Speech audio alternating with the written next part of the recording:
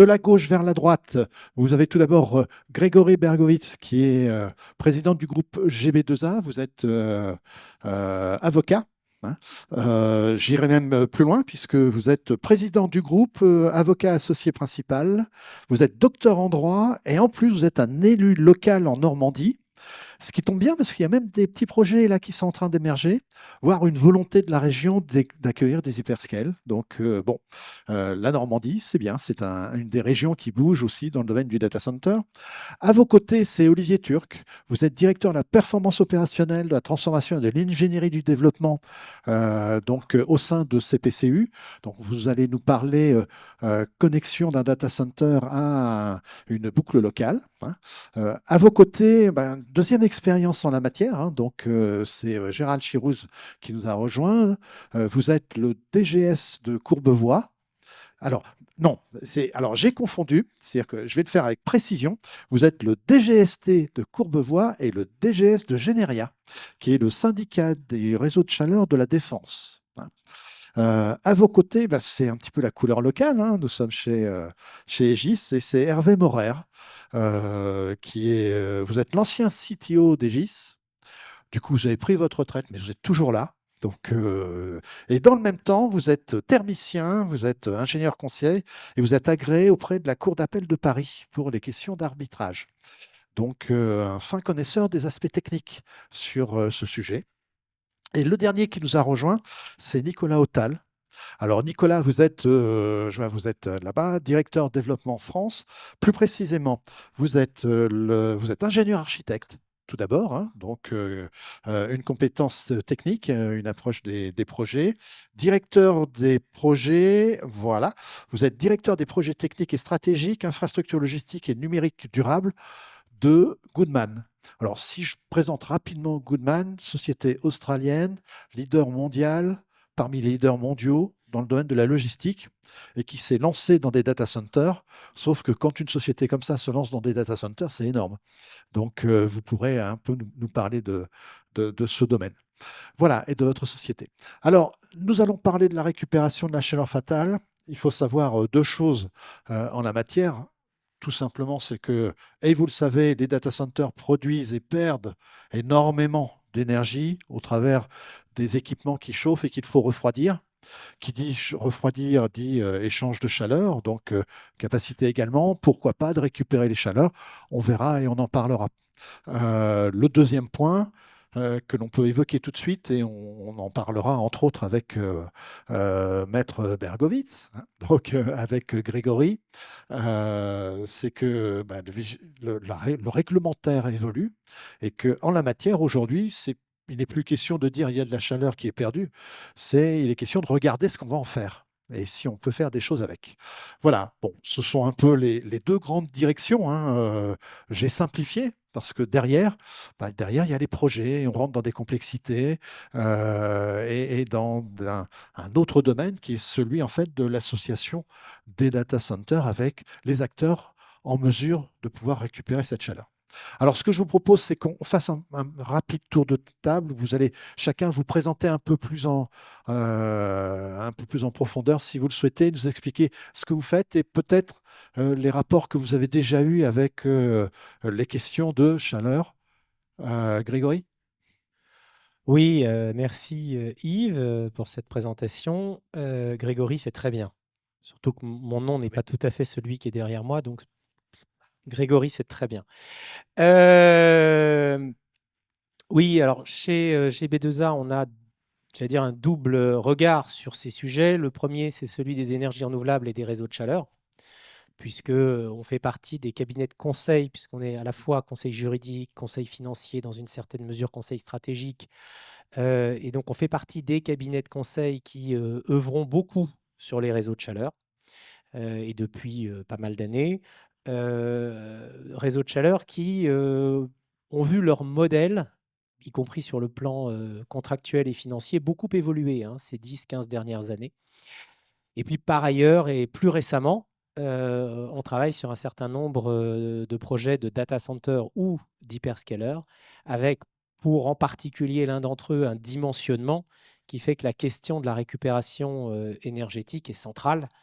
À la fois parce que, évidemment, sa dimension fait qu'il est inenvisageable de ne pas se poser la question, outre les obligations réglementaires que Yves vous évoquiez, mais aussi parce qu'il y a une question derrière, à mon avis, d'acceptabilité politique, sociétale, dont probablement on parlera aussi, parce que je pense que cette question de la récupération de chaleur issue des data centers est aussi une question qui se pose du point de vue de l'acceptabilité territoriale. Tout à fait. Merci. Olivier? Merci Yves, merci à Aegis pour cette invitation à cette table ronde. Donc moi je suis effectivement au sein de la compagnie parisienne de chauffage urbain, plus connue souvent sous son acronyme de CPCU. La CPCU, c'est le concessionnaire de la ville de Paris en charge de son réseau de chaleur urbain. Alors c'est pas un réseau comme les autres dans le sens où celui-ci fait quand même 10 fois la taille des autres plus grands réseaux sur le plan national.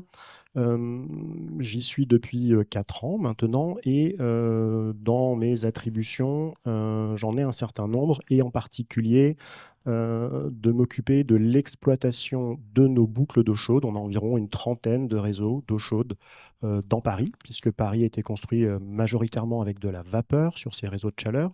Mais on va voir par la suite que l'eau chaude est quand même beaucoup plus adaptée pour récupérer et valoriser l'énergie issue des data centers. Et sur cette trentaine de réseaux d'eau chaude, on en a un en particulier qui récupère de la chaleur sur un data center qui est le data center de la ville de Paris. Donc on pourra parler de ce retour d'expérience puisque le potentiel est immense. Ça représente un vrai futur dans le monde des réseaux de chaleur en termes de récupération énergétique, mais les solutions existent déjà et elles sont déjà en œuvre sur un certain nombre de réseaux, dont celui de Paris. Tout à fait. Merci. Gérald?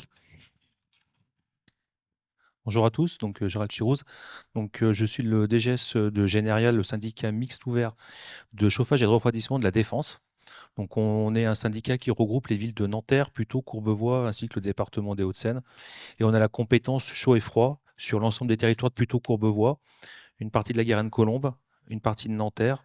Et donc, on a plusieurs réseaux. On est à peu près, aujourd'hui, en équivalent logement, à plus de 40 000 équivalents logements. Donc, ça fait comme si une ville de 100 000 habitants était intégralement alimentée en chaud.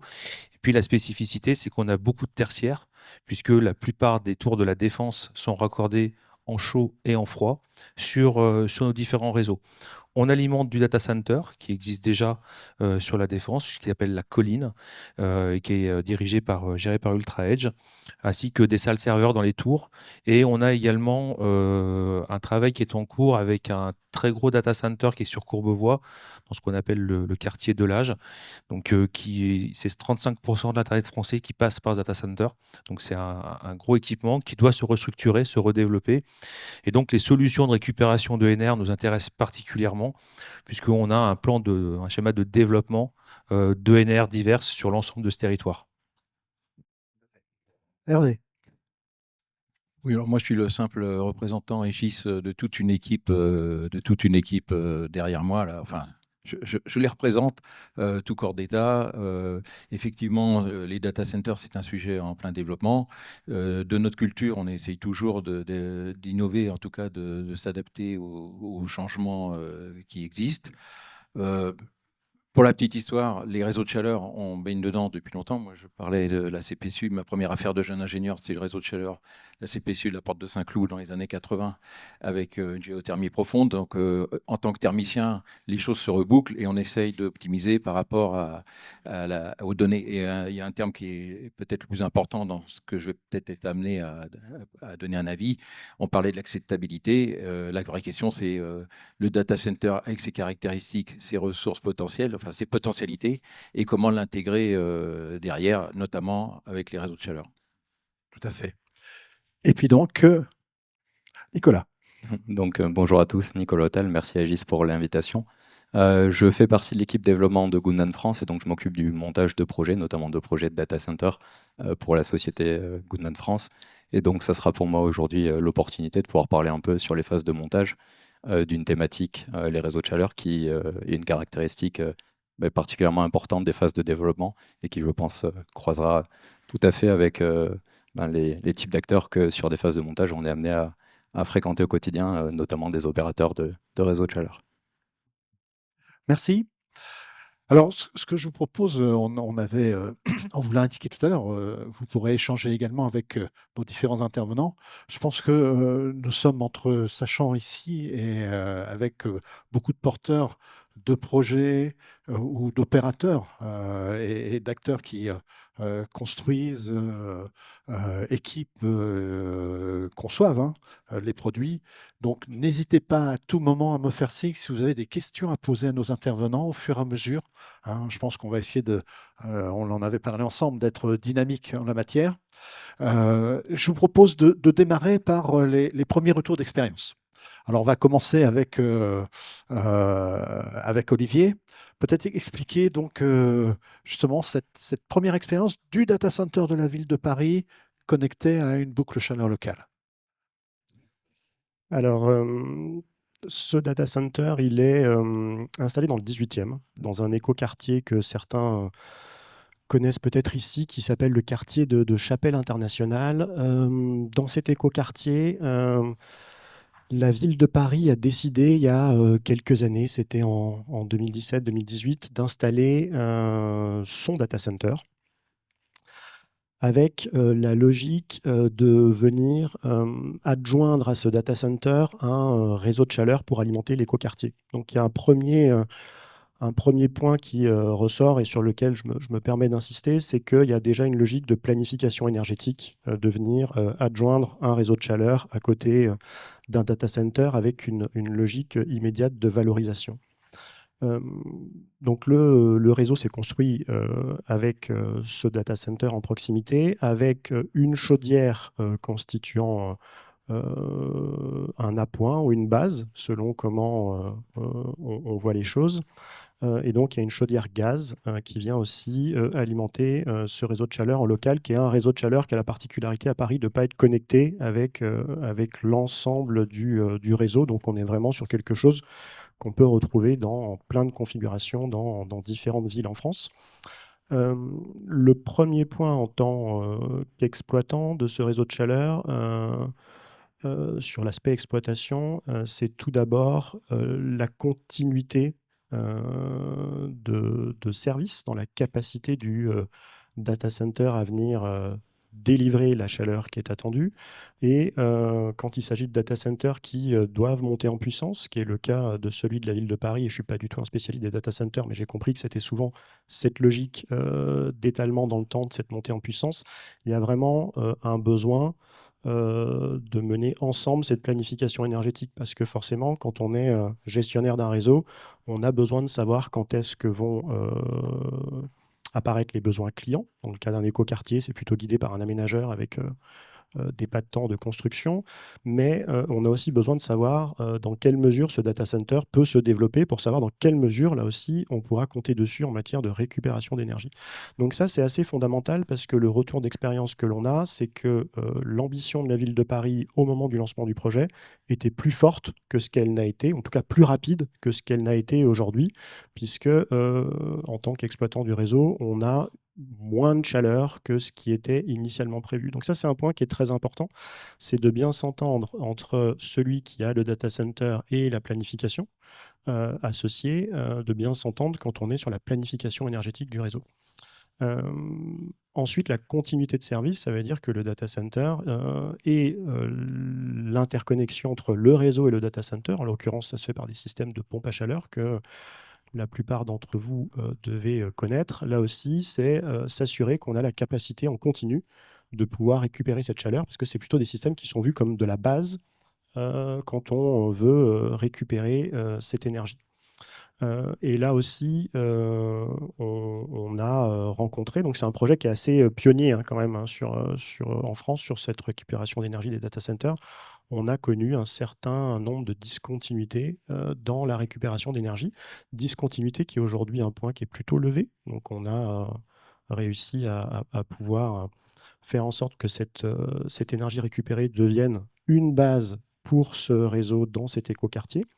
Et ensuite, il y a un autre point en matière d'exploitation qui est le réglage de l'ensemble du système, parce qu'on récupère de l'énergie avec des températures entre 25 et 35 degrés. La pompe à chaleur est là pour venir relever, mais il faut qu'on soit systématiquement dans des plages optimum pour pouvoir garantir un bon fonctionnement du système.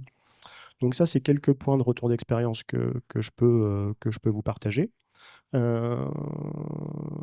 le point que je veux mettre en avant, au-delà de l'aspect exploitation, c'est vraiment l'aspect planification et ces infrastructures numériques qui peuvent devenir des infrastructures énergétiques. Comme toute autre infrastructure énergétique, il faut pouvoir les considérer avec une vision moyen-long terme pour que ça puisse réellement fonctionner, parce que c'est des investissements qui en nécessitent d'autres, parce que c'est rarement un réseau de chaleur qui dépend d'une seule source d'énergie. Donc il y a aussi besoin de se combiner avec la planification des autres moyens énergétiques. Peut-être rajouter un élément, c'est que la ville de Paris recherche à récupérer toutes les chaleurs possibles. C'est-à-dire que ce n'est pas spécifique au data center. Alors, si on dézoome un peu, les réseaux de chaleur, c'est un vrai outil de récupération d'énergie de façon générale. Il y a un peu plus de 1000 réseaux de chaleur aujourd'hui en France. C'est un secteur qui est en croissance, en très forte croissance. Et les réseaux de chaleur, généralement, sont dans des centres urbains ou dans des centres périurbains qui sont généralement là où un certain nombre de data centers peuvent être installés. Les réseaux de chaleur sont naturellement des systèmes qui récupèrent de l'énergie, puisque la plupart ont été construits avec cette philosophie de récupération d'énergie, et en particulier, c'est le cas de la ville de Paris, mais beaucoup sont de ce type-là, récupèrent l'énergie issue de l'incinération des déchets ménagers. Donc il y a déjà une forte culture chez les exploitants de réseaux de chaleur d'aller récupérer de l'énergie. Et après, au-delà de cette quantité d'énergie qui est colossale, hein, pour Paris, ça représente plus de 40% du mix énergétique de cette récupération issue de l'incinération des déchets ménagers. Il y a dans la ville ou dans le tissu urbain de façon générale un vrai potentiel de récupération d'énergie, et le data center en fait partie. Et il y a un vrai travail qui est fait par l'ensemble des opérateurs pour aller chercher des énergies à plus basse température.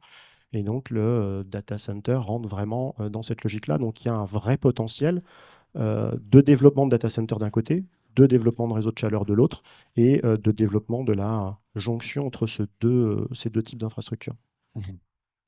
Gérald, qu'est-ce que vous pensez de ce retour d'expérience au sein de la ville de Paris, puisque vous êtes dans une dynamique qui est proche finalement? Oui, alors nous, les data centers, dans le cadre du schéma directeur, on les identifie parce qu'on en a plusieurs sur le territoire. Il y en a qui sont alimentés par déjà des réseaux de froid, donc la récupération de chaleur, finalement, elle se fait. On en a qui sont en train de se redévelopper parce qu'en fait, les installations sont assez anciennes, et je pense que la notion d'intégration urbaine, elle est vraiment importante. Il y a les questions juridiques, il y a les questions d'acceptabilité des populations. Hein, nous, on a un quartier sur Courbevoie où les équipements sont là depuis longtemps, et donc automatiquement, c'est des nuisances sonores avec des systèmes de draille en toiture, etc. Et donc le redéveloppement, la restructuration de ces équipements-là doit prendre en compte cet environnement urbain. C'est possible de faire des data centers qui s'intègrent architecturalement, la 5e façade, dans du centre urbain dense. Et dessus, en effet, on peut venir plugger des installations pour récupérer cette chaleur avec évidemment, alors moi ça m'intéresse et je pense qu'on se reverra avec mon voisin, il faut les exutoires, c'est-à-dire il faut la consommation en face. Ces ENR-là ont une saisonnalité, faut bien la prendre en compte, parce que le tertiaire consomme peu de chaleur printemps-été, parce que c'est que de l'eau chaude sanitaire, donc il faut du logement. Nous, on s'interroge sur demain, c'est quoi le bon taux de logement et de tertiaire sur les réseaux de chaleur par rapport à quels que soient les ENR. À part, on va dire, de la géothermie, elles sont toutes saisonnières. Donc, à un moment donné, on a forcément un problème. Donc, voilà, on travaille avec l'opérateur de ce data center-là pour justement mettre en place les bons outils techniques de manière à récupérer. Ils ont des besoins de redondance. Hein, voilà, même si on a des systèmes qui sont robustes, ils ne peuvent pas se permettre d'avoir des systèmes qui s'arrêtent. Et après, c'est pareil, il y a aussi un sujet, alors je ne suis pas non plus un ingénieur data center, mais selon l'activité du data center, les pics d'appel de puissance, donc de fourniture d'énergie, ne sont pas les mêmes, notamment avec le développement de l'IA, où en fait il y a des effets de pic qui sont monstrueux, Alors que s'ils sont sur du calcul, en fait, ça monte en charge beaucoup plus lentement. Et donc, c'est pareil, les équipements à mettre en service ne se mettent pas en service de la même manière. Donc, voilà, je pense que c'est important pour des gens comme nous de bien comprendre aussi comment qu'on fonctionne ces équipements-là, c'est quoi les problématiques des gestionnaires data center, parce que ça évolue énormément en fait. Tout à fait. Alors, justement, à vos côtés, on trouvait Hervé Morer.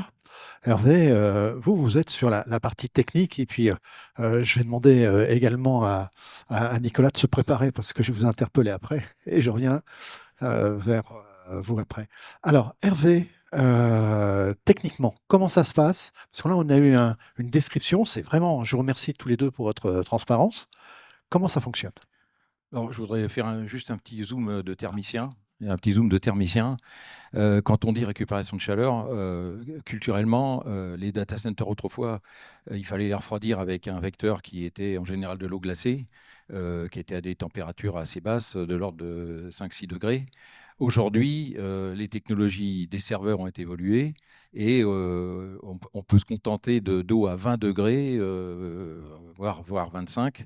Enfin, soyons pessimistes, à 20 degrés. Or, faire de l'eau à 20 degrés pour refroidir des serveurs, on y arrive très bien en hiver. Alors, d'une part, on y arrive très bien en hiver avec de l'air extérieur. Hein. Faire de l'eau à 20 avec un air qui est à 10, 5 degrés, c'est très facile, on n'a besoin de rien. Et de l'autre côté, ce qu'on rejette, c'est de l'air un peu réchauffé. Donc, quand on l'a pris à 15 ou 20 degrés, à 10 ou 15 degrés, on va le rejeter à 20 degrés. Les réseaux de chaleur, ils ne savent pas faire grand-chose avec de l'air à 20 degrés, surtout en hiver. Donc, le paysage de départ, c'est le data center n'a pas besoin du réseau de chaleur et le réseau de chaleur ne sait rien faire de la chaleur qu'on rejette. Donc, la vraie question, c'est quel est le pont qu'on peut créer entre les deux? Ce pont, il y a des éléments qui nous forcent à y réfléchir dans l'absolu, parce que la transition écologique, etc., ce rejet de chaleur est de toute façon à utiliser.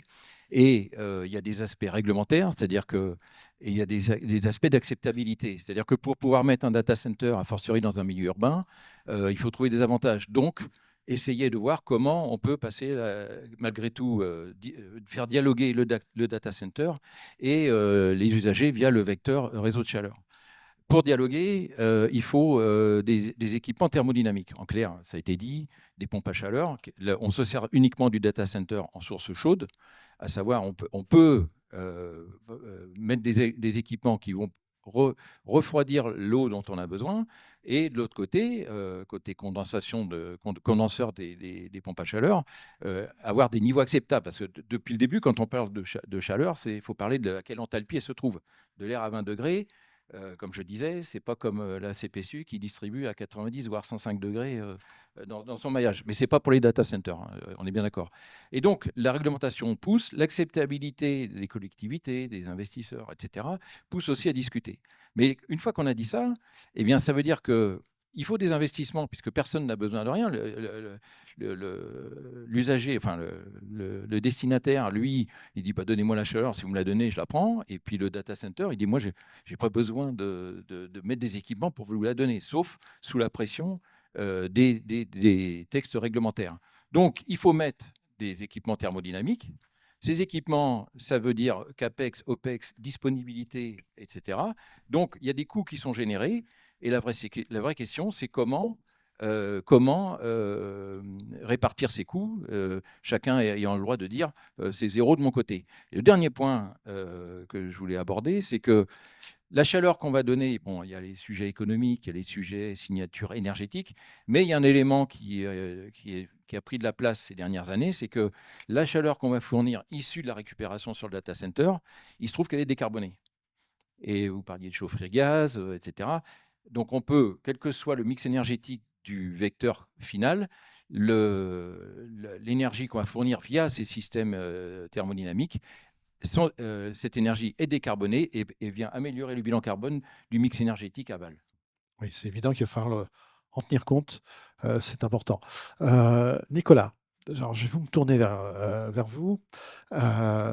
Vous représentez un opérateur de data center qui construit et qui est vous travaillez sur un projet, enfin des projets d'ailleurs en France.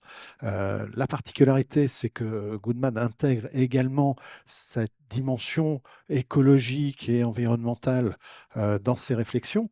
Du coup, vous construisez, mais vous avez déjà une réflexion sur l'exploitation de la chaleur fatale, dès l'origine. Tout à fait. Peut-être pour redonner quelques ordres de grandeur, aujourd'hui, je pense qu'il y a en France, les derniers chiffres de RTE, c'est 15 gigawatts de demande pour développer des data centers à l'échelle du territoire. Donc il y a un enjeu aujourd'hui particulièrement fort sur quand on a une telle consommation énergétique. Il y a aujourd'hui chez RTE, c'est 15 gigawatts sur toute l'industrie et 15 gigawatts sur les data centers. Tous les projets ne verront sûrement pas le jour, mais on est aujourd'hui dans une multiplication par 15 à peu près du volume installé de data center aujourd'hui sur le territoire. Donc il y a un enjeu immédiat qui apparaît, qui est qu'est-ce qu'on fait de cette chaleur-là. Donc la question de la valorisation de la chaleur fatale, et Grégory, vous en parlerez peut-être après, l'environnement réglementaire c'est un peu durci, notamment récemment sur ce sujet-là, mais c'est une question qui bien sûr fait partie du cœur de nos opérations. Et c'est une question qu'on se pose, je pense, le premier jour où on regarde un terrain. C'est-à-dire que dès qu'on vient étudier un site, souvent, alors ça fait partie des engagements de la société Goodman de développer nos projets sur des sites qui sont des brownfields, mais c'est-à-dire qu'on est sur des temps de développement assez longs. Et pour donner un ordre d'idée, on est souvent entre la première fois où on va visiter un terrain et la première tranche de data center qui va être mis en service. C'est une histoire sur peut-être plus de 10 ans qui va se passer, le temps de développer le terrain, d'obtenir les autorisations administratives et ensuite de faire construire ce bâtiment qui va, comme cela a été mentionné, monter en puissance au fur et à mesure avec des data centers, notamment des data centers hyperscale qui ont une certaine taille critique. Ils ne rentrent pas en opération en un jour. Et donc, je rejoins tout à fait Monsieur Turc qui a évoqué le sujet de la planification. Mais pour nous, il y a un enjeu de planification très fort, c'est-à-dire qu'on s'insère en fonction des projets, en fonction des localisations dans des tissus urbains qui sont très différents, et notamment la ville de Paris, mais la ville de Courbevoie également, elles offrent un profil de consommation avec des villes très denses, et donc avec des réseaux de chaleur qui sont particulièrement intéressants à développer sur ces localisations, parce qu'on a un potentiel de consommation et de raccordement, souvent des grands immeubles de bureaux, des copros, des immeubles, en tout cas un immobilier densifié. Quand on développe des projets de data center dans des tissus plus périphériques ou des tissus plus pavillonnaires, on peut avoir le défi, et un data center hyperscale génère un volume de chaleur qui est, en tout cas, on est sur des boucles généralement 22-32 degrés, donc c'est un gisement de chaleur basse température aux alentours de 32 degrés, mais qui est conséquent. Donc on se pose systématiquement la question de comment valoriser ce gisement de chaleur qui est basse température. Et donc, on va venir, selon la position des projets, travailler avec des acteurs, donc des opérateurs de réseau de chaleur. Et si on a un opérateur de réseau de chaleur à proximité, on est d'autant plus content que cette infrastructure existe. Mais aujourd'hui, on est capable de regarder également des solutions. On a travaillé sur nos projets, par exemple, avec le SIAP, qui peut être un utilisateur qui peut être intéressé par la chaleur pour le traitement des eaux du SIAP. On peut travailler aussi, et notamment sur des modules, de l'agriculture, par exemple, avec aujourd'hui des projets dans des localisations qui sont peut-être moins denses, d'implantation de serres qui peuvent se fournir en chaleur auprès du data center. Donc on travaille avec un ensemble de projets, que ce soit auprès de réseaux de chaleur, auprès de privés directement et d'opérateurs, par exemple, de serres agricoles. Ça peut être aussi, on discute par exemple aujourd'hui avec la région Île-de-France pour venir accorder en direct des lycées. Ça fait partie de l'ensemble du pool de solutions qu'on peut regarder, en tout cas quand on monte les projets, mais ce sont une thématique que l'on met en place le jour 1, où on va voir un terrain, et c'est de ce jour-là et jusqu'à 10 ans plus tard que l'histoire se co-construira avec ces différents acteurs que j'ai pu citer. Tout à fait. Je vous rappelle que si vous le souhaitez, hein, vous nous faites signe et puis vous nous posez les questions. Il se dit des choses extrêmement intéressantes, hein. Ceux qui sont observateurs de ce sujet, je peux vous dire que je vous remercie, messieurs, pour votre transparence et de participer activement à cette table ronde. Je vais me tourner vers Grégory parce qu'on en a quand même parlé. Faisons un point rapidement sur la partie réglementaire.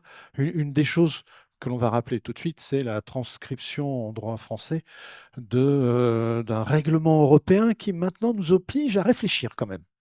Hein, sans pour autant développer, mais il faut y réfléchir.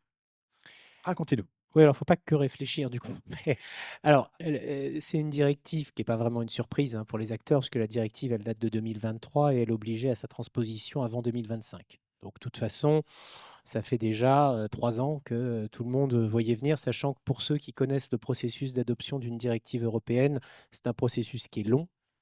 Et donc, en réalité, on va dire que déjà, au moment de l'adoption de la loi Rennes et même au moment du décret tertiaire, on pouvait imaginer que ce sujet allait arriver. Et en tant que praticien, moi, je suis au moins satisfait d'une chose, c'est que cette question de la chaleur fatale soit traitée au plan européen avec une obligation de transposition, parce qu'en France, il faut le savoir, ces questions de valorisation des énergies fatales a été pendant pas mal d'années un peu mise au second plan. Et notamment, ça a été, je crois, Gérard qui parlait d'énergie renouvelable. Encore aujourd'hui, du point de vue du droit, la valorisation d'énergie fatale n'est pas considérée comme une énergie renouvelable. Donc, c'est plutôt en soi une bonne nouvelle que le législateur européen et le législateur français derrière aient décidé de créer un système d'information et d'obligation de valorisation de la chaleur fatale. Après, une fois qu'on a dit ça, et je rejoins ce qui était dit par, j'ai compris que c'était le représentant des équipes d'Egis, mais que je remercie d'ailleurs au passage de l'invitation, chère Sabrina. Mais une fois qu'on a fixé une obligation, il faut voir dans quelle mesure elle est réaliste à mettre en œuvre. Alors, si je reviens 2 secondes sur la nature de l'obligation, elle est assez simple en fait. Il y a une obligation d'information à partir des data centers, y compris hyperscaler, c'est tout centre de données ou calculateur, à partir de 500 gigawatts, pardon, 500 kilowatts, donc sur des unités plutôt petites. Et la question qui... alors, il y a un décret qui a été adopté le 30 décembre, et ce décret du 30 décembre vient nous expliquer comment est-ce que cette information doit être mise en œuvre. On est sur un système qui est assez simple et qui est centralisé par l'ADEME, comme pour ceux qui connaissent le décret tertiaire, le système Opérate. Donc, on est sur quelque chose qui, de ce point de vue-là, est un peu sans surprise. Là où la question devient plus prégnante, c'est à partir d'un mégawatt, puisqu'à partir d'un mégawatt, on a une obligation inscrite comme une obligation de valorisation. J'ai bien dit une obligation de valorisation, pas de se poser la question, elle est écrite en droit comme une obligation de valorisation. Alors, une fois qu'on a dit ça, heureusement, le législateur est raisonnable, rassurez-vous, ça arrive même aux juristes. L'obligation de valorisation, elle est immédiatement corrélée à une exception. Alors, il y a quelques exceptions liées au centre de données défense et sécurité civile, mais je mets ça à part, ce n'est pas le sujet.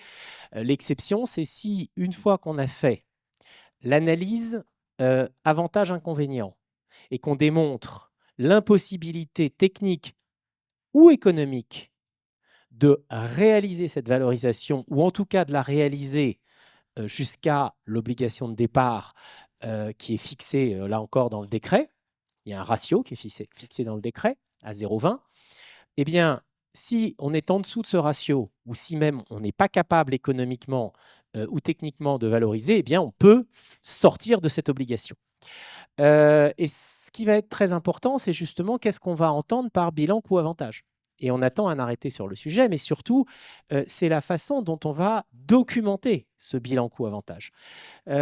Juste pour être très pragmatique, tout à l'heure, on en a parlé, j'en ai même dit un tout petit mot. Il y a un certain nombre de structures qui, par leur dimensionnement, et notamment effectivement les hyperscales, induisent de se poser naturellement la question, parce qu'on est sur des volumétries, alors pas forcément sur des températures, mais sur des volumétries qui induisent nécessairement que la question va se poser. Mais on est, et ça a été dit par Nicolas très justement, dans des zones qui en général ne sont pas des zones urbaines sur les projets de ce volume-là. Les projets les plus importants sont évidemment hors zone urbaine et donc loin des réseaux de chaleur. Comme ça a été dit, j'ai déjà une température qui n'est pas très élevée. Si en plus je dois la rehausser kilomètre par kilomètre pour l'emmener à 20 km ou 25 km de là, autant dire qu'économiquement, ça n'a plus aucun sens. Et j'allais dire, même écologiquement, ça n'a plus aucun sens. Donc, il y a cette problématique-là avec tout ce qui va derrière, parce que là, on parle beaucoup de valorisation réseau de chaleur, parce que c'est évidemment un débouché naturel, et on voit bien d'ailleurs que le législateur européen a pensé à cela. Pour autant, et je rejoins ce qui a été dit, il y a d'autres moyens d'imaginer cette valorisation, soit effectivement secteur agricole, agroalimentaire, industrie. Il y a d'autres débouchés possibles sur ce sujet. Alors, on y reviendra tout à l'heure. Après, ça pose des questions pratiques qui sont la manière dont on va, et là je ne parle pas techniquement, il y a beaucoup plus spécialistes autour de cette table, mais comment juridiquement on va interconnecter, si je puis dire, la production d'énergie fatale avec sa consommation. Et cette interconnexion juridique, elle va poser un certain nombre de questions. Juste pour résumer, et je termine là-dessus, il faut bien comprendre qu'il y a finalement 2 fois 2 situations, des situations en milieu urbain versus des situations en milieu rural. Et là, on a quand même des questionnements à se poser qui sont différents. Et puis, il y a deuxième niveau de questionnement. Est-ce que je suis sur une relativement petite unité avec finalement une démonstration économique qui sera assez facile à faire, qu'il n'y a pas forcément immédiatement de débouché, ou est-ce que je suis sur une unité beaucoup plus importante, où là, naturellement, la question de la valorisation sera beaucoup plus prégnante. Voilà. Et c'est ces 2 fois 2 situations, ces 2 fois 2 branches, pardon, qui induisent des situations différentes, y compris juridiquement. Et ça vient juste se percuter à un autre sujet qui est celui du zéro artificialisation nette. Je le rappelle, tout le monde sait ce que c'est, j'imagine, mais enfin, en gros, ça veut dire que j'ai entendu que Goodman faisait du brownfield, ça tombe bien, parce que faire du pur greenfield, à part quelques opérations fléchées fast-track, il n'y en aura pas. C'est simple. Tout à fait. Gérald, quand on reprend votre situation, vous avez également cherché des partenaires pour alimenter vos réseaux de chaleur, donc les data centers sont assez légitimes.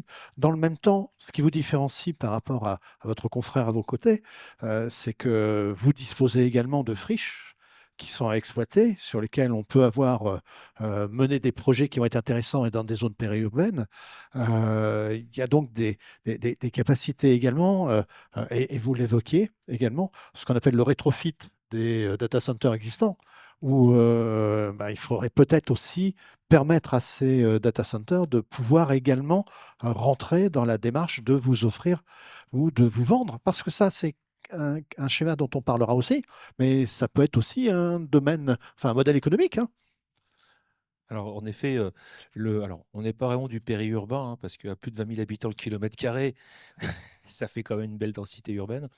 Non, en effet, alors, pour rebondir sur un premier élément sur la question réglementation, nous, en effet, on a un sujet avec une disposition européenne qui s'appelle RED 3. On en parlait tout à l'heure, qui est en fait une disposition qui existait déjà quand la circulaire s'appelait RED 2, qui permet de garantir l'origine d'une production de chaleur avec ENR. Donc les directives européennes le prévoient. Ça n'a jamais été retranscrit dans le droit français, visiblement plutôt pour des questions liées à Bercy et à des questions de TVA. Ce qui fait qu'aujourd'hui, en fait, moi, j'ai des unités de production qui vont être excédentaires par moment ou tout le temps, notamment avec de l'agro-pelé. Et en fait, pour que, même si mes réseaux sont interconnectés, si le réseau, on va dire, auquel je vais distribuer de temps en temps cette chaleur-là, il n'est pas connecté sur les chaudières, je n'ai pas le droit de lui affecter cet ENR. Donc on peut acheter du biogaz ou de l'électricité verte qui vient d'on ne sait pas où, mais on a un papier. Par contre, quand les tuyaux ils sont connectés entre eux, c'est pas garanti. Donc il y a quand même un petit sujet là-dessus. Nous, on a alerté les instances d'État, etc., en écrivant, parce que ça nous semble être aussi... Tous les dispositifs aujourd'hui font qu'il y a une vraie réflexion, et je pense qu'on n'a pas parlé, mais la crise énergétique, elle a fait aussi accélérer les choses, hein. hein. Le Covid, on a eu des circulations douces. Aujourd'hui, la crise énergétique fait que les ENR, on ne se pose plus la question, est-ce que c'est intéressant ou pas? Il faut y aller. Il faut que ça soit économiquement, par contre, valable. Et ça, pour ça, en fait, des data centers qui se rétrofitent ou des neufs qui se construisent, je pense que s'il y a une logique réseau de chaleur, il faut que la réflexion, elle est dès le départ sur les installations techniques propres du data center. En fait, se plugger aujourd'hui sur un data center qui est existant, qui a vécu ces 15 dernières années sa vie tout seul, en fait, on récupérera quasiment rien et ça coûtera une fortune. Et donc, on ne le fera pas. Par contre, des renouvellements de matériel, avec des systèmes, plutôt ce qu'on appelle des thermofrigo-pompes, vont avoir des capacités de production ENR qui sont beaucoup plus importantes, hein. On produit plus de chaleur fatale qu'on ne produit de froid, hein. Donc ça, c'est intéressant. Mais ça, il faut le penser avec les propriétaires, les concepteurs, dès le départ. Et puis, il faut penser aussi que ces data centers, un jour, ils seront peut-être plus des data centers. On parle beaucoup comment on transforme l'immobilier de bureau en logement. On s'aperçoit qu'il n'y a même pas 10% du parc tertiaire qui est transformable. Mais des bâtiments type data center, comment est-ce que demain on s'assure qu'ils peuvent devenir autre chose, peut-être des locaux d'activité, hein, des charges admissibles qui soient importantes. En tout cas, il faut avoir une vision, je pense, assez large et puis mettre tous les acteurs autour de la table pour qu'ils travaillent ensemble pour arriver à faire aboutir un projet qui est valable pour tous et qui, in fine, pour les usagers des abonnés des réseaux, soit économiquement valable. Parce qu'à un moment donné, nos réseaux, ils ne fonctionnent que si on est performant économiquement parlant, hein. Tout à fait. Nicolas, je vous ai vu acquiescer régulièrement sur ce qui a été dit. Je voudrais rajouter, vous qui êtes dans la conception et la construction, on a beaucoup parlé d'acceptabilité, c'est un point essentiel. Et en la matière, la démarche dès l'origine sur un projet, c'est aussi travailler sur sa capacité à s'intégrer sur une localisation, sur un quartier, sur un territoire. Tout à fait. Je vais peut-être rebondir sur ce que Grégory a évoqué sur le décret du 29 décembre 2025 sur cette obligation et donc le taux de 0,20 qui est le taux de RF, donc le taux de valorisation de la chaleur qui a été fixé dans une surtransposition classiquement française à 0,20 alors que ce taux-là n'est pas présent dans la réglementation européenne, mais passons. Ce taux de 20%, il sera atteignable par aucun data center hyperscale, parce que 20% de la chaleur d'un data center hyperscale, ça représente un volume de chaleur qui est tout bonnement monstrueux. Et on a parlé de ce gisement de chaleur qui est à 32 degrés, et ce gisement de chaleur sûrement à basse température, il est intéressant pour à peu près personne. Donc il faut, et ça a été évoqué, que l'on prévoit sur nos opérations des locaux dans lesquels on vient installer des pompes à chaleur, on vient faire des investissements pour remonter cette chaleur. Quand je parlais des serres agricoles, on peut remonter sur la serre agricole à 55 degrés pour fournir une serre agricole. Quand on est sur des réseaux qui viennent alimenter du résidentiel, on est plutôt sur des régimes de température 70, 80, des fois 90 degrés, ça dépend aussi des technologies qui sont développées sur ces réseaux de chaleur. Donc ça veut dire qu'on induit sur le site des investissements de CAPEX sur construire en fait une chaufferie, y mettre des équipements techniques, donc des pompes à chaleur, et aussi avoir après des OPEX, c'est-à-dire une consommation énergétique du site qui n'est pas fléchée vers la data, mais qui est fléchée vers la récupération de chaleur. Et donc on a immédiatement une équation économique qui se met en place, et on sait quand on s'adresse notamment à des opérateurs de réseau de chaleur, qu'il y a la thématique il y a tout un parc d'abonnés qui est desservi avec une thématique du coût de la chaleur pour les abonnés, et que donc quand on vient raccorder un nouvel équipement, il y a forcément un regard sur différents paramètres, notamment à quel prix la chaleur peut être injectée pour qu'on ne vienne pas dégrader. Je pense qu'un des enjeux, en tout cas comme on le perçoit chez Goodman, c'est qu'on vient s'insérer dans un schéma pour se substituer souvent, enfin substituer la chaleur valorisée dans un data center souvent à des chaufferies gaz qui servent d'appoint en fonction de la saisonnalité aussi du besoin. C'est un critère assez important, mais on vient essayer de remplacer du gaz par de l'énergie, de la chaleur récupérée sur les data souvent. Et donc dans ce cadre-là, on essaie de trouver un modèle économique, et donc Goodman, ça passe souvent par porter l'investissement sur les locaux techniques au sein de nos data centers, porter l'investissement sur les pompes à chaleur, et ensuite discuter soit d'une mise à disposition, mais ça dépend encore une fois dans quelle mesure on est sur des volumes et des gisements de chaleur très importants valorisés, une mise à disposition qui peut être gratuite, mais qui, si elle est gratuite et symbolique quelque part, est-ce qu'on est vraiment efficace dans la valorisation de chaleur ou une valorisation de la chaleur avec une vente de la chaleur, mais qui ne pourra pas être au prix coûtant pour l'opérateur de data center, parce que effectivement, récupérer de la chaleur à 32 degrés, faire tous ces investissements et la remonter ensuite, on n'est pas compétitif par rapport à une chaudière au gaz ou de l'achat de gaz souvent. Donc il y a quelque part un partage et des modèles économiques à co-construire avec les acteurs pour que chacun il prenne sa place et surtout qu'on puisse quand même apporter des data centers qui viennent sur les réseaux de chaleur, ne pas augmenter le coût de la chaleur sur ces réseaux de chaleur qui est généralement un critère particulièrement important. Grégory, un point important. L'exploitation de la chaleur fatale du data center, c'est la rencontre de deux mondes. On va le rappeler, le monde du data center est celui du secteur public, en particulier pour tout ce qui est donc réseau de chaleur. Ça nécessite aussi que ces gens s'entendent. Oui, alors, oui, évidemment. Je vous ouvre une porte. Oui, large. Je vois bien. Merci Yves. Il n'y a pas que deux mondes d'ailleurs, il y en a trois, mais ce n'est pas vraiment une nouveauté. Je m'explique. Il y a effectivement le monde des data centers, il y a le monde des collectivités territoriales s'agissant des réseaux de chaleur, s'agissant parfois d'autres projets. On parlait tout à l'heure de serre. Moi, j'ai un projet plutôt piloté par une collectivité territoriale parce qu'il s'agit d'un foncier public et la question derrière de l'éventuelle utilisation de chaleur à des fins agricoles est une question qui est posée directement par la collectivité en lien avec les agriculteurs. Mais il y a un troisième acteur potentiel, c'est l'exploitant du réseau, qui peut être un tiers industriel, si je puis dire, le concessionnaire de réseau, par exemple, qui lui aussi a une logique économique qui vient percuter, si je puis dire, toutes celles qu'on vient d'évoquer. Pour autant, et alors ça c'est une de mes spécialités pour casser l'ambiance, il n'y a pas grand-chose de neuf là-dedans. Je m'explique. La question de la rencontre entre deux mondes, celui, par exemple, je prends cet exemple du réseau de chaleur et du data center, n'a que très très peu de différence avec celui d'un industriel qui va fabriquer des boîtes de petits pois avec le même réseau de chaleur et l'alimentation en énergie fatale de ce réseau de chaleur, parce que ça supposera là aussi des investissements, ça supposera là aussi des logiques économiques et la manière d'amortir finalement ces amortissements, avec, vous allez voir, plein de points communs. La première, c'est qu'on ne le fait pas toujours volontairement ou volontiers. Donc là aussi, il y a des contraintes réglementaires, parfois des contraintes financières. C'est-à-dire qu'un certain nombre de ces industriels ont tout simplement des investisseurs qui ont des chartes d'investissement qui font que de toute façon, s'ils ne sont pas capables de cocher un certain nombre de petites cases ESG, RSE, ça ne marche pas.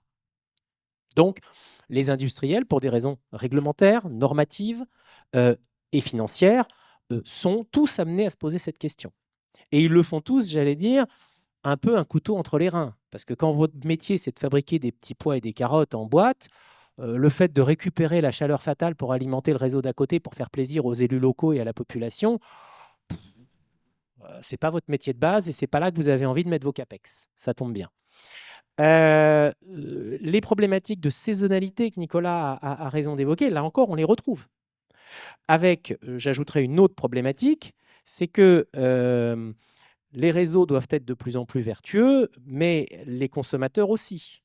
Et donc, on va se retrouver avec des data centers qui vont évoluer, ça a été dit, mais aussi avec des logements, on parlait du tertiaire tout à l'heure, mais c'est vrai des logements qui vont consommer de moins en moins. Et donc, là encore, on se retrouve avec des équations mathématiques qui, sur le long terme, ne sont pas très simples. Et puis, dernière chose, je ne sais pas s'il y a des exploitants de data centers ici dans la salle, mais je crois que oui. A priori, non mais je plaisantais, parce que j'en connais quelques autres. A priori, c'est rarement des business plans sur 30 ans. Or, Dans les réseaux de chaleur, les équations sont calculées, si je puis dire, avec des revenus relativement stables connus à l'avance sur 30 ans. C'est la longueur d'une délégation de service public de réseau de chaleur. Ça peut être 20 ans, mais je pousse un peu le raisonnement. Et on le retrouve le même problème dans l'industrie. Un schéma industriel à 8 ans, c'est déjà un schéma long terme d'exploitation industrielle. Et donc, là encore, il y a une inadéquation, si je puis dire, des durées contractuelles qu'on arrive à gérer avec des clauses de revoyure, de renouvellement. Puis il y a une dernière difficulté, c'est les garanties. Parce que si je fonde mes débouchés sur une source de chaleur, il faut qu'elle soit au rendez-vous. Or, on ne va pas faire tourner un data center pour rien, simplement pour générer de la chaleur. Mais cette problématique des garanties, on la retrouve identique dans l'industrie. C'est-à-dire, si mon fabricant de petits pois carottes, il n'a pas de commande de petits pois carottes, il ne va pas faire tourner ses lignes juste pour générer de la vapeur. C'est promis. Donc, toutes ces problématiques-là, finalement, elles ne sont pas si nouvelles que ça et on sait les gérer contractuellement. C'est ça que je voulais dire. Alors, je sais que j'ai été un peu long pour arriver à cette conclusion terriblement banale, mais c'est aussi pour rassurer les uns et les autres. De la même façon que je disais quand même, j'ai entendu la transposition, la surtransposition qui est une spécialité française. Je vais avoir du mal à dire le contraire. Il n'en demeure pas moins que quand même, oui, effectivement, on parle de 20%, mais on explique aussi que si on ne peut pas atteindre 20%, on peut être en dessous, et que si on ne peut rien faire, on peut aussi l'expliquer. Donc, on n'est pas dans quelque chose qui est, j'allais dire, binaire. Il y a un certain nombre de possibilités intermédiaires et c'est probablement d'ailleurs là qu'on trouvera le plus de solutions, en particulier pour les grands projets sur lesquels je rejoins complètement Nicolas. On n'aura pas de solution aussi simple que celles qui sont décrites aujourd'hui dans la directive ou dans sa transposition. Merci. Olivier? Juste un rebond sur ce que vient de dire Grégory, et je partage intégralement le propos. Il a parlé d'équation, d'inadéquation. On a flirté avec les mathématiques. Juste un point pour rassurer quand même, c'est que dans ce monde des réseaux de chaleur et dans ce monde de la planification, plutôt sur des durées longues de 15, 20, 25, voire 30 ans, on est quand même dans un monde où ce métier et ce business est drivé par la décarbonation. Et donc, dans ce cadre-là, les ENR et R, énergie renouvelable ou énergie de récupération, elles sont aujourd'hui étudiées dans leur entièreté. Et dans les ENR et R, il n'y a pas une énergie qui vaut l'autre, au sens où le coût des énergies renouvelables ou de récupération peut être à la fois très bon marché, comme l'énergie qu'on peut récupérer issue de l'incinération des déchets, ou très coûteux, comme le cas de la biomasse, où on va être sur des énergies avec des multiples de l'ordre de 2, 3, 4, 5 par rapport à de la récupération d'énergie issue des déchets en fonction des contrats. Et donc, dans ce cadre-là, aujourd'hui, un opérateur de réseau de chaleur serait sans doute inconscient de ne pas étudier toutes les opportunités possibles que le territoire peut présenter. Et dès lors qu'on a de la visibilité sur une production, de la visibilité sur des coûts d'enlèvement, on a parlé des modèles d'OPEX pour entretenir tous ces systèmes-là. Dès lors qu'on a de la visibilité, c'est des choses qui sont nécessairement ou qui seront nécessairement étudiées. Et donc, le data center a le mérite, ça a été dit, d'être sur le principe des énergies qui peuvent être considérées comme décarbonées, reconnues comme renouvelables. Et donc, c'est des énergies qui peuvent trouver leur place dans un mix énergétique du réseau de chaleur. Et c'est à construire et à co-construire entre les différents acteurs que Grégory a évoqués. Oui.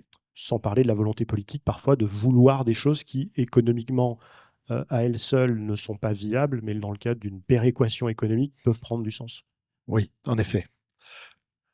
Gérald? Oui, je pense que ce qui est important, c'est de distinguer ce qui est le structurel d'un réseau et le conjoncturel.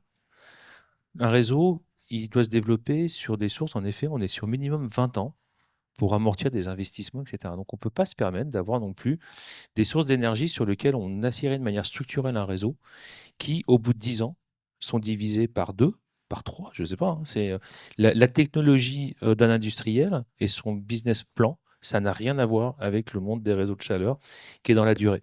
Donc, en fait, c'est des sources qui sont intéressantes et moi, je pense qu'il faut les prendre comme des complémentaires pour les réseaux de chaleur, mais de créer des réseaux de chaleur qui seraient assis en base uniquement sur du data center, je pense que c'est un risque énorme parce qu'en fait, à un moment donné, on ne peut pas dire à un industriel qui exploite: ah non, non, changez pas votre matériel, optimisez pas parce que ils ont besoin de réduire leur empreinte carbone. Hein. Il y a 15 ans, c'était la doudoune dans le data center. Aujourd'hui, on y est rentré avec un pull. Ça se trouve, demain, les équipements, ils tourneront dans un environnement à 28 ou 30 degrés.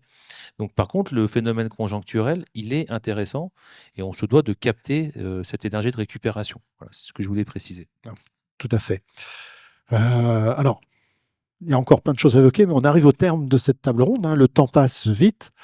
Vous n'avez même pas posé de questions. Ah, il y en a une, deux même. Alors, le premier.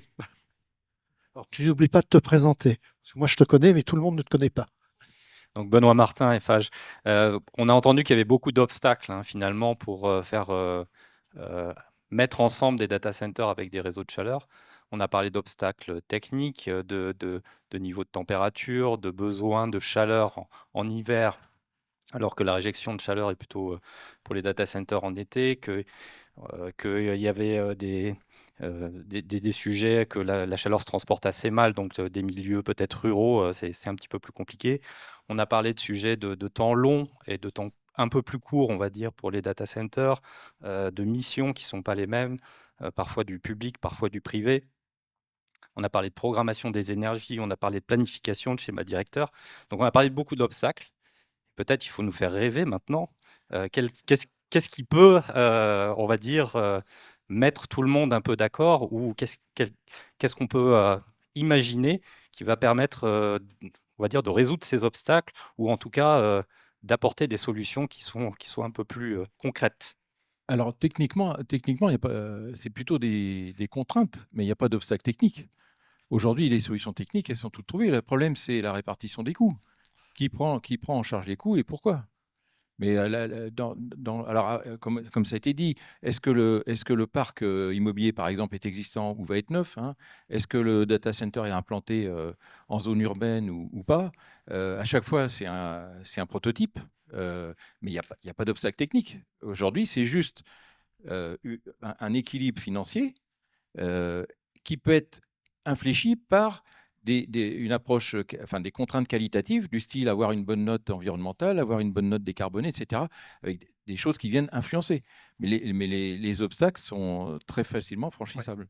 Alors, je vais demander à Grégory de répondre. Et puis, je vais demander aussi à Gérald de répondre parce que vous n'étiez pas d'accord avec ce qui se dit là, la question qui a été posée. Non, mais peut-être qu'on s'est. Je pense qu'on est assez alignés ici sur le fait qu'il n'y a rien d'insurmontable.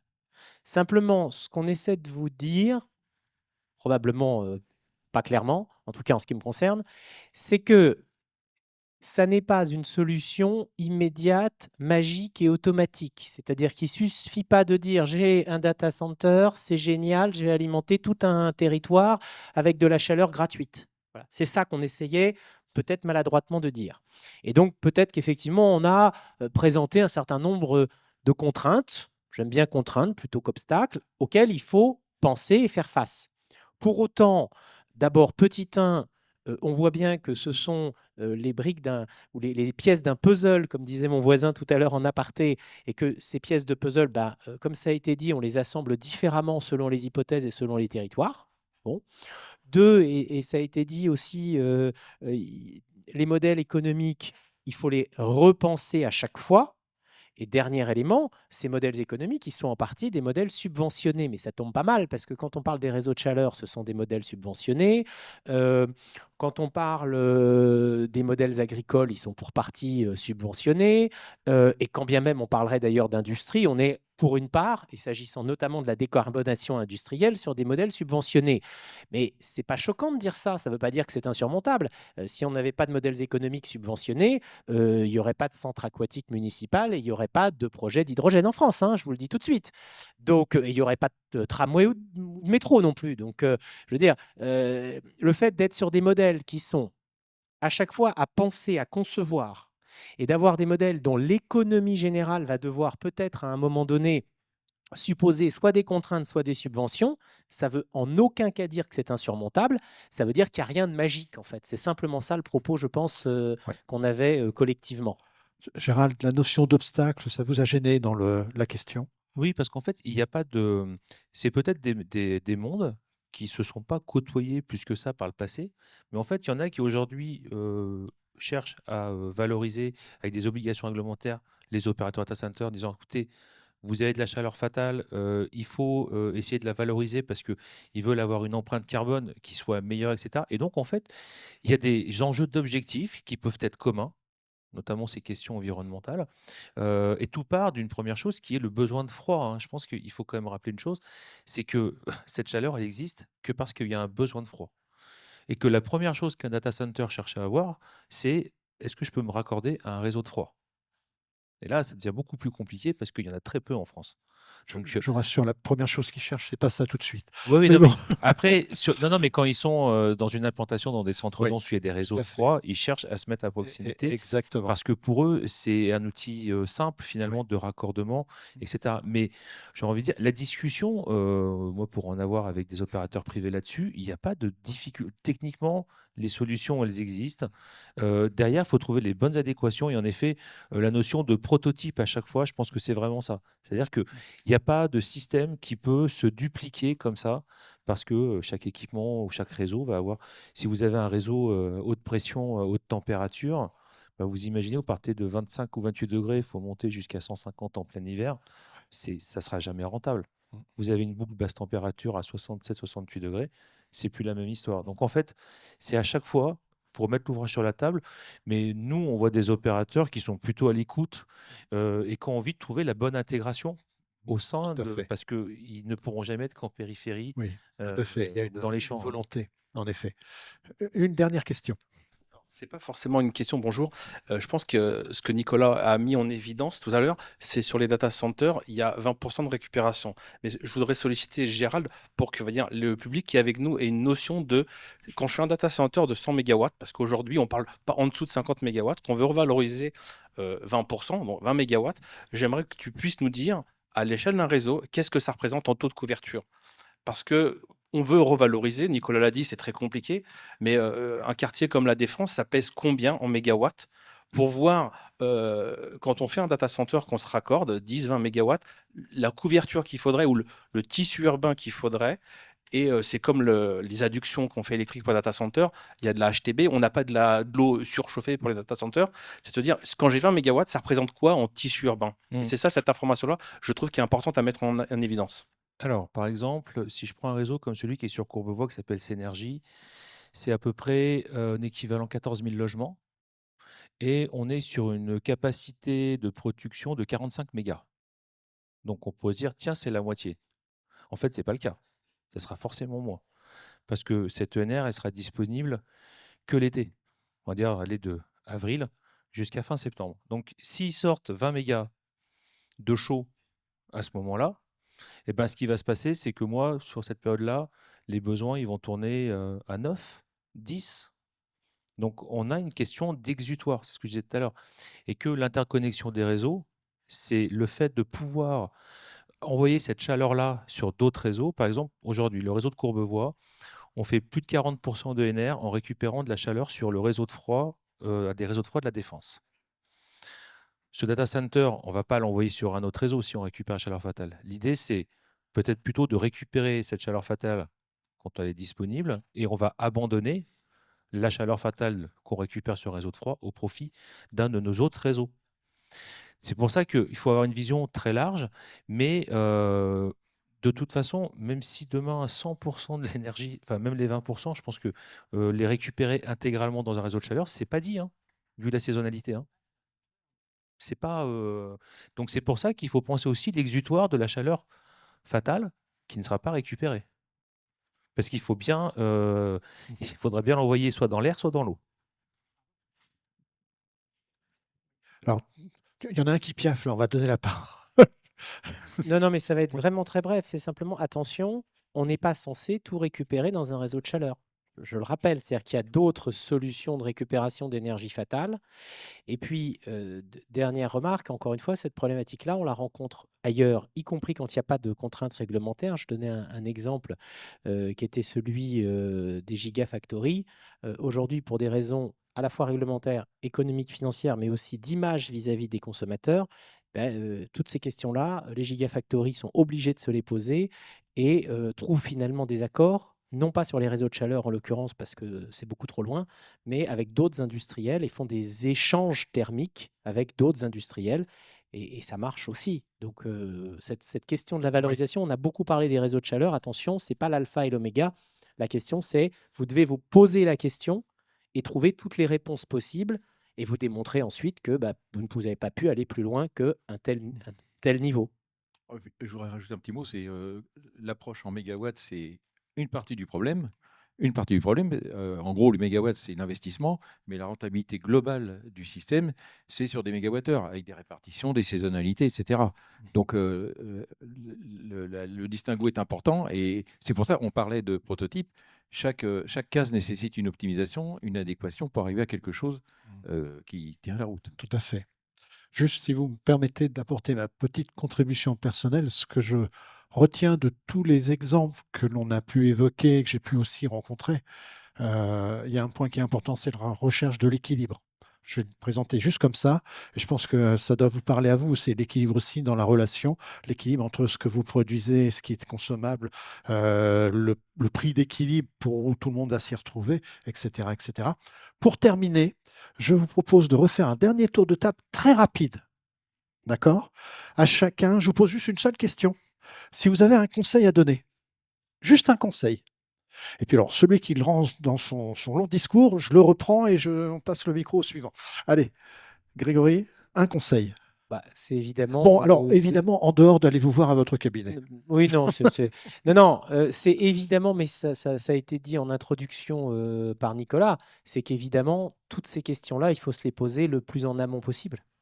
Voilà, c'est que ça fait Tout à partie fait. aujourd'hui des questions de base, comme où est-ce que je vais trouver l'électricité et comment je vais faire pour refroidir, comment je vais faire pour valoriser également ma chaleur fatale. Voilà, ça fait Ok. partie aujourd'hui de l'équation qu'on doit poser Voilà. au début du projet. Et c'est comme une course, on passe le micro à son voisin. Merci Grégory. Moi, le conseil que je donnerais, c'est si vous êtes porteur de projets de data center, regardez dans les projets que vous portez s'il y a un réseau de chaleur existant ou un réseau de chaleur programmé, parce qu'on là aussi on parle de planification énergétique sur les territoires, pour regarder si ça peut être un débouché énergétique crédible et l'opérateur présent sur place saura vous répondre. Et s'il n'y a pas de réseau, la collectivité devrait pouvoir le faire. Tout à fait. C'est un travail partenarial, public-privé. Je peux donner deux conseils. Le premier, pas confondre. On a dit un. Ouais, alors, je vais en dire Ah deux. non, on a dit un. Alors, Ah, chaleur fatale, c'est pas chaleur gratuite. Et sinon, les équipes des GIS peuvent optimiser tous les projets. il l'a dit, il l'a dit, il l'a dit. Il a dit, il a fait. Alors là, ce sera un gage, mais je ne sais pas ce qu'on va faire. Allez. Je ne sais pas si j'ai vraiment un conseil à donner, mais ça répondra peut-être à Benoît, à ta question.